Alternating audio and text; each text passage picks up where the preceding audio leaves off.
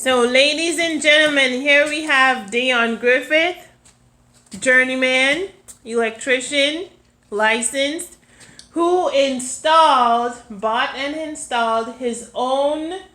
That's right. His own garage door opener from Home Depot, so he can pay himself the $97 that they were charging. We do it, and me and you did it, okay? We did it as a family. That's right. Someone press it down.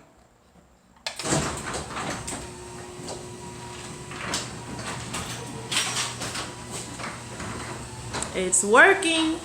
Thank God. Oh, yeah. Right, open it up.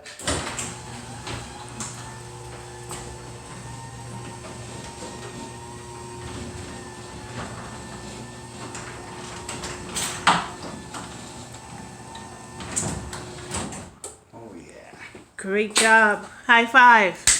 Teamwork makes the dream work. Okay. So if you need help, call 1-800-GRIFFITH.